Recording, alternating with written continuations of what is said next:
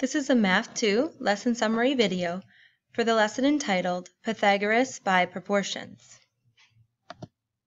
In Lesson 6, Pythagoras by Proportions, the purpose of this lesson is to use our knowledge of similar triangles to write proportions relating the sides of three similar triangles when an altitude is drawn in the triangle. In this lesson, we took a large triangle, right triangle, and we drew an altitude. The altitude of a triangle is also known as the height of the triangle. In the first part of Lesson 6, we are given an index card and we are asked to cut a 4x6 index card along one of its diagonals to form two congruent triangles. I'm now going to demonstrate these steps as we did in class using an index card. So in the first part of this investigation, we took a 4x6 index card and we cut along the diagonal. And the diagonal would be this long diagonal from vertex to vertex. So that was step one. Then this created two separate pieces that had two right triangles. We were asked to then draw the altitude. So we took a pencil or a pen and we drew an altitude here. And then we took our other triangle, which at that point was not cut, and we drew the altitude here. Keep in mind, an altitude is the height of a triangle. It goes from a vertex to opposite side and forms a right angle with the opposite side. The third step asks us to label each triangle as shown in the following diagram. So we were given information in the book, and all we did was copy. Capital letters A, B, and C represent angle measures. The sides opposite are lowercase a, b, and c, and those represent the side lengths. So opposite big angle A is side length little a. Opposite big B is side length little b. And then in the book it told us to label these two sides x and y. So we're essentially just copying verbatim the letters and the variables that were given to us in our MVP book. In step 4, we were asked to cut one of the right triangles along the altitude. So that's what we did here. We took that altitude and we cut it, and it created two right triangles. We are then asked to arrange the three triangles in a way that convinces us that all three right triangles are similar. Well, we know that we can show similarity if we have two angles congruent, if we have three sides with the same ratio, or if we have two sides with the same ratio and an angle in between is congruent. So when we look at these three triangles, we don't have any side lengths. So we're going to have to figure out how to get angles to be congruent. If I place this smaller triangle on top of this larger triangle, what we actually notice is we can prove that those two triangles, of course, are congruent because that one came from that one. But now we need to compare it to another triangle. So let's say angle D is right, and so is this angle D. And they both have that same angle. So there's one pair of angles. Angle D is congruent to itself by the reflexive property. So those are indeed congruent.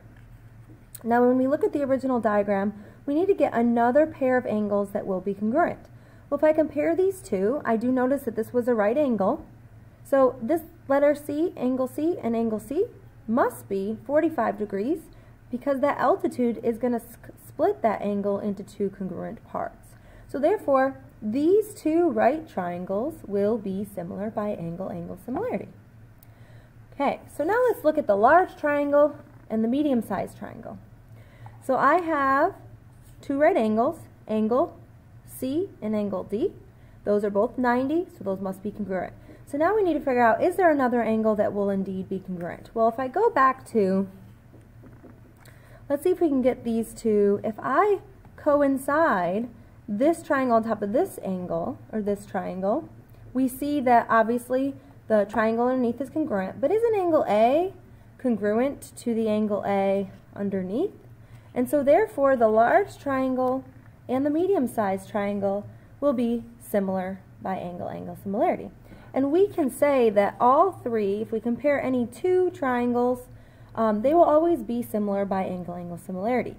So we have just talked through why all three of these triangles will be similar. Okay, so I'm going to put them in the same orientation now. All right, so the main part of this lesson now is to talk about what's important, now that we know that they're similar, don't we know that we can write proportions relating the side lengths? So for example, if I'm looking at these three triangles, and I want to now write some proportions, which asks us in step 6 to write some proportions that would represent relationships among sides, I can take a look at corresponding sides. So if I look at these diagrams, and let's just, for example, say, if I'm looking at this big one, and then I'll compare it to the little one. So we need to use corresponding sides. So if I want to write a proportion, I could say that this side length, little b, divided by its corresponding side over here, which would be little x, should be equal to, and we can choose any other side.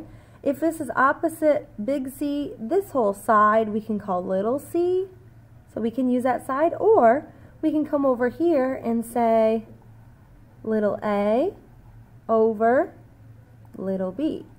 So there's one proportion that we can write that would actually relate these two triangles. And there's many proportions we can write. If I want to compare the medium-sized triangle with the larger triangle, I would look at corresponding sides. Now this side was labeled B. I also labeled it H, just so you could see that that is the altitude or the height. So it doesn't matter if you use the little b or the h. I'm going to go with just the h, I guess, in this case. So we could do h, which is this side length, over x. And that should equal, and you could choose any other side. Let's go this side, b over a. Okay, so there are many proportions you can write. Using our prior knowledge on similar triangles, we know that we can write many proportions.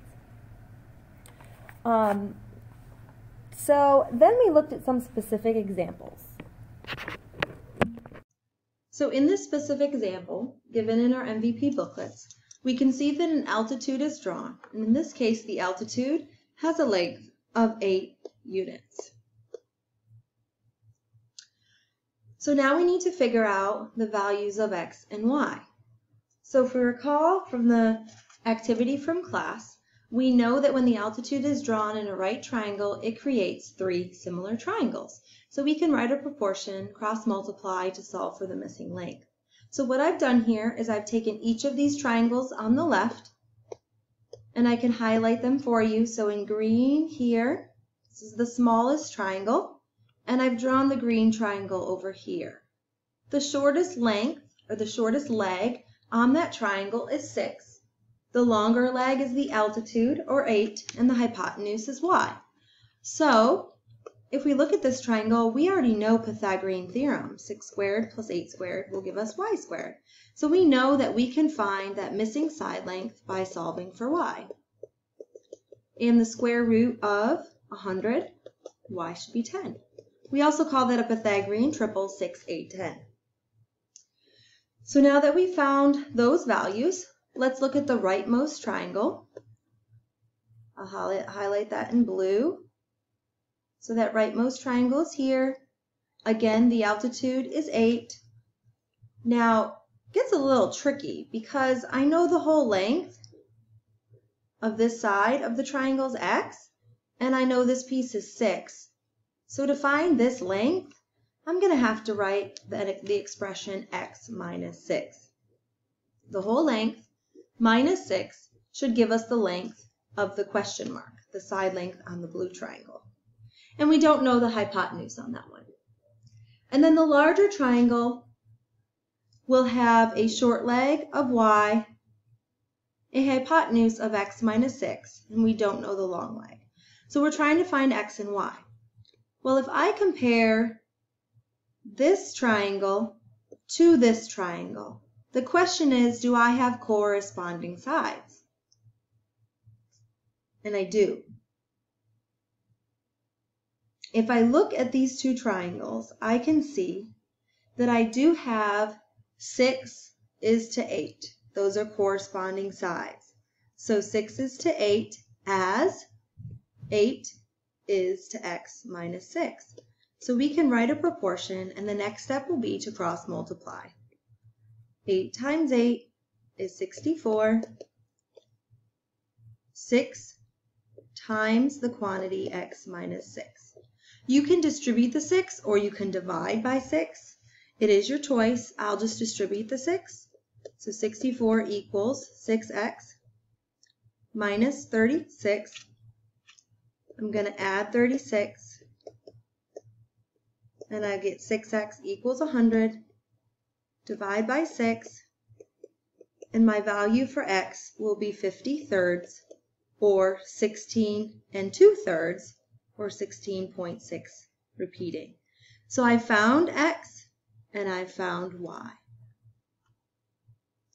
If we scroll up on that page, the two theorems that are important for this lesson are listed. The first theorem is the right triangle altitude theorem 1. And that theorem tells us that if an altitude is drawn to the hypotenuse of a right triangle, the length of the altitude is the geometric mean between the lengths of the two segments formed on the hypotenuse. The second theorem, the right triangle altitude theorem, number 2, says that if an altitude is drawn to the hypotenuse of a right triangle, the length of each leg of the right triangle is the geometric mean between the length of the hypotenuse and the length of the segment on the hypotenuse adjacent to the leg. So if we're looking at this diagram and we use the information about the geometric mean, what that is saying, that theorem, is that this length here, the 6 over the altitude should always be equal to the altitude over this length. So the 6 over the altitude, or the height, should always be equal to the height over the other long leg, which was x minus 6. And if you notice when we did the math, that's exactly what we did. And that will always work when you're trying to solve for the altitude. If you need more help on the Ready, Set, Go homework for this task, please check the Canvas Student Support site.